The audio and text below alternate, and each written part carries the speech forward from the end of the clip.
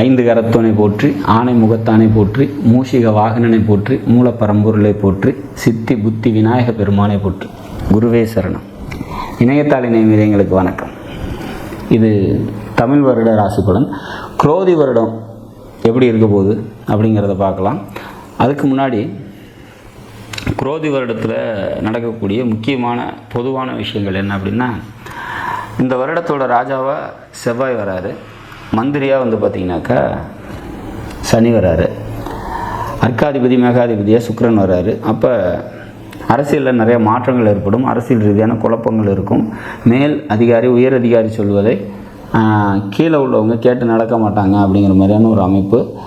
மேல்மட்ட நிர்வாகத்துக்கும் கீழ்த்தட்ட மக்களுக்கும் கடும் போராட்டங்கள் இருக்கும் அப்படிங்கிற மாதிரியான ஒரு அமைப்பு. அரசாங்கத்தை எதிர்த்து நிறைய போராட்டங்கள் நடக்கிறதுக்கான வாய்ப்புகள் உண்டு. செவ்வாயும் சனியும் பகை கிரகமாக வர்றதுனால, சுக்கிரன் அர்க்காதிபதி மேகாதிபதியாக வர்றதுனால அது ஒரு இயற்கை சுபகிரகம். மழை இந்த வருஷம் ஓரளவுக்கு இருக்கும் அப்படிங்கிற மாதிரி ஒரு சுச்சுவேஷன். விவசாயம் சார்ந்த தொழில் செய்கிறவங்களுக்கு தொழில் முன்னேற்றமாக இருக்கும். விவசாய விளைபொருட்கள் நல்லபடியாக விலை கொடுத்து விவசாயிகள் மகிழ்ச்சியாக இருக்கக்கூடிய ஒரு வருஷமாக இந்த வருஷம் இருக்கும் அப்படிங்கிற மாதிரியான ஒரு அமைப்பு. விவசாய பொருட்கள் விலையேறும் அப்படிங்கிற மாதிரியான ஒரு சுச்சுவேஷன்ஸ். சரி, மொத்தத்தில் குரோதி வருடம் பார்த்திங்கனாக்கா சிம்மராசிக்கு எப்படி இருக்கும் அப்படின்னா, சிம்மராசிக்கு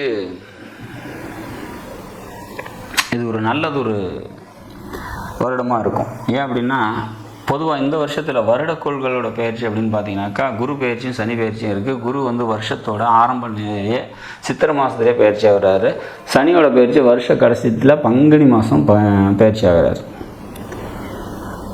சரி, இப்போ சிம்மராசியை பொறுத்த வரைக்கும் எப்படி இருக்கும் அப்படின்னா, பொருளாதாரம் நல்லா இருக்குங்க. பொருளாதாரம் நல்ல உயர்வு நோக்கி நகரும். 2ஆம் வீட்டுக்கு குரு பார்வை இருக்குது. அப்போ திருமணம் தொடர்பான விஷயங்களில் நன்மைகள் ஏற்படுறதுக்கான வாய்ப்புகள் ரொம்ப அதிகம். இளைய சகோதரம், கம்யூனிகேஷன், சிறுதூர பயணங்களில் பார்த்திங்கனாக்கா பெரிய நன்மைகள் ஏற்படுறதுக்கான வாய்ப்புகள் உள்ள. வண்டி, வீடு, சொத்து தொடர்பான நன்மைகள் ஏற்படும். தாயார் உடல்நிலைகள் பார்த்திங்கன்னா நல்லபடியாக இருக்கும். ரியல் எஸ்டேட் சம்மந்தப்பட்ட தொழில் செய்யுங்களா, அதான் நல்ல முன்னேற்றமான ஒரு சூழ்நிலையில் நல்லபடியாக போகும் அப்படிங்கிற மாதிரி சொல்லலாம். பூர்வீகம், இடம்,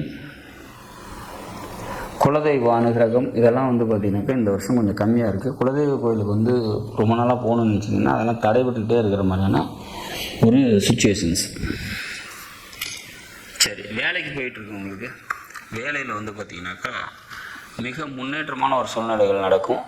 ஏற்றுமதி இறக்குமதி தொடர்பான தொழில் செய்கிறீங்க அப்படின்னா அதெல்லாம் நல்லபடியாக இருக்கும் அப்படின்னு சொல்லி தாய் வழி சிந்தனைகளால் நன்மைகள் நடக்கக்கூடிய நல்லதொரு மாதமாக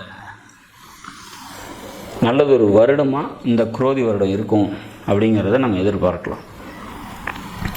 சனி பயிற்சி வருஷத்தோட கடைசீட்டில் இருக்கிறதுனால பார்த்திங்கனாக்கா உங்களோட 7ஆம் பாவத்திலேருந்து உங்களோட ராசியே பார்த்துட்ருக்கார் இல்லையா, அப்போ திருமண தடைகள்லாம் இந்த வருஷத்தோட கடைசீட்டில் நீங்கும் அப்படிங்கிற மாதிரியான ஒரு அமைப்பு. அப்போ மொத்தத்தில் இந்த குரோதி வருடம் தொழில் ரீதியான பல மாற்றங்களும் வேலை ரீதியான மாற்றங்களும் தரக்கூடிய நல்லதொரு வருடமாக நிச்சயமாக சிம்மராசிக்கு அமையும் அப்படிங்கிறத நம்ம உறுதியாக சொல்லலாம். நாடும் நாட்டு மக்களும் நலமுடன் வாழ நவகிரகங்களை வேண்டி அமைகிறேன். நன்றி, வணக்கம்.